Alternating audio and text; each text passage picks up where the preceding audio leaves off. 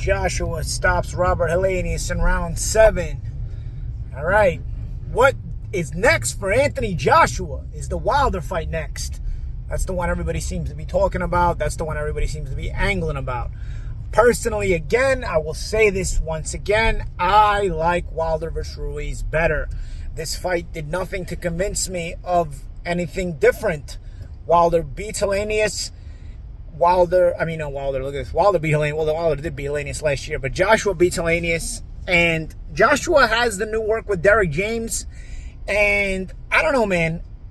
You can't fix psychological issues. You can fix physical issues with different trainers. You know, you can work on different physical things. But psychological issues, and once you are kind of a scarred fighter, and this combination happens with you made a lot of money, you maybe been knocked out, you know, you get some confidence taken out of you, you don't have that same dig down anymore because you've made so much money, and so you've got the confidence taken out of you, and you don't have enough dig down in you like it used to say, hey, I'm going to overcome this. I don't know. You know, it's a lot of possible psychological things.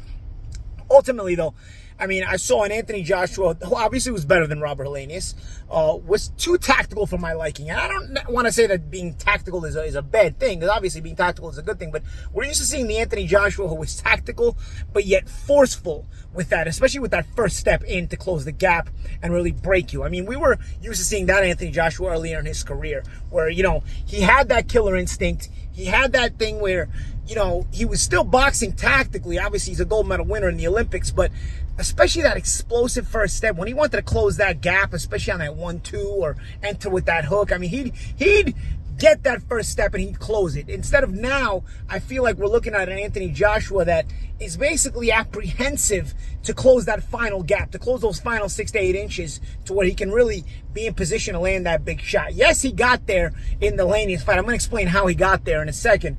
But I still see a guy who is kind of pitter-patteringly looking for that tactical move inside, but second-guessing himself. Obviously, Helenius, you know, he's gonna throw something back, but Joshua almost never had that apprehension before. Obviously, anybody's going to throw something back, but Joshua never had that kind of apprehension to where he's worrying so much about what's coming back in. He's so confident he's going to be able to disguise his entrance behind the jab, behind whatever he does, have that explosive first step to where he's going to close the gap before you get to him on the way in, and get to you instead and then obliterate you. You know, that was the Joshua we all learned to grow up and love, and I don't think that Joshua exists anymore. You know, he's kind of trying to pitter-pat his way in, tippy-toe his way in, and I don't think that works, especially when you're trying to work on a fight against Deontay Wilder, where, you know, you're gonna try to work your way in inch by inch instead of exploding into the punch zone.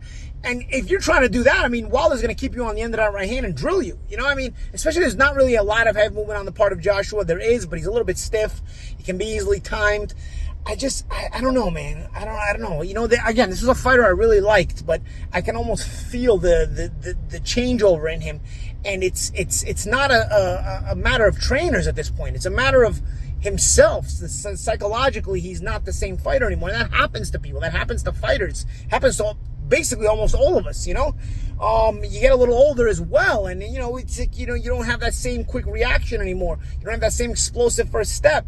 Again, like I said before, maybe you get knocked out. You don't have that same confidence in that explosive final step to close the gap.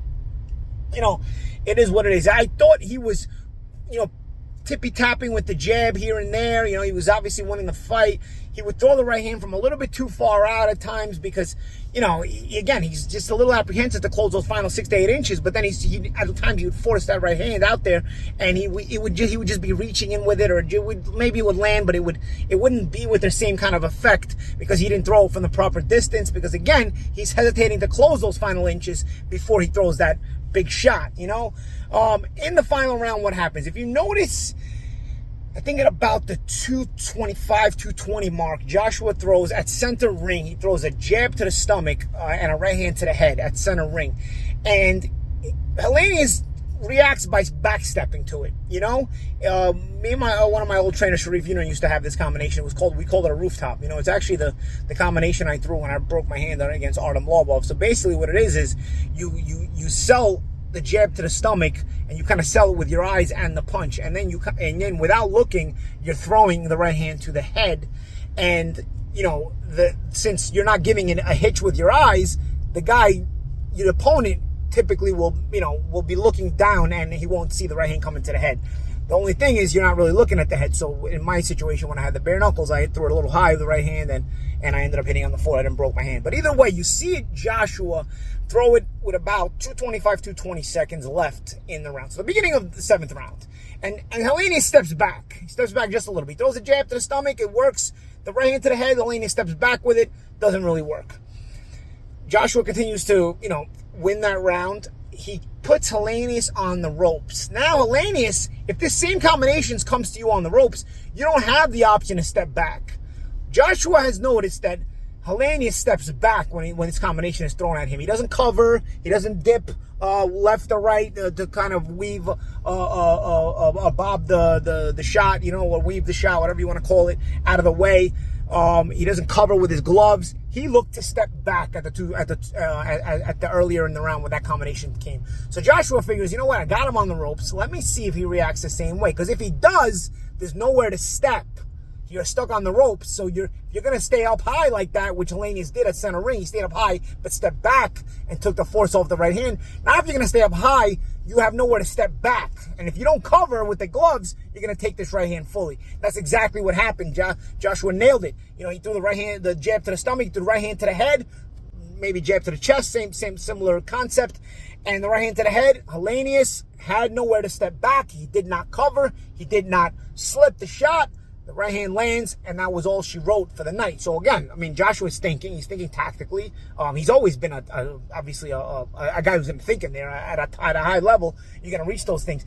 It's just that I don't know that you can kind of basically play patty cake for 6-7 rounds against a guy like Deontay Wilder. He's going to throw some dynamite at you, and I don't know that Joshua's doing anything to worry his opponent so much. What is Joshua going to? In Joshua trying to work his way closer to the final 6 to 8 inches, right, to where he can do damage. While he's trying to do that damage, is he really being dangerous himself? No, he's trying to work his way there, but he's not really being dangerous himself. You've got to occupy Deontay Wilder with dangerous things if you're going to get his respect. You can't just try to work your way in and Wilder's just not going to do anything while you work your way in, and eventually you're going to find it like you did at Robert Helenius. Wilder will be throwing dangerous punches all the time at you. So you've got to make yourself dangerous off the jump. You've got to have the head movement. You've got to have that deceptive entrance. You've got to have that explosive first step on the way in. And you've got to have the confidence that you're going to not only disguise it, but also explode in and be dangerous.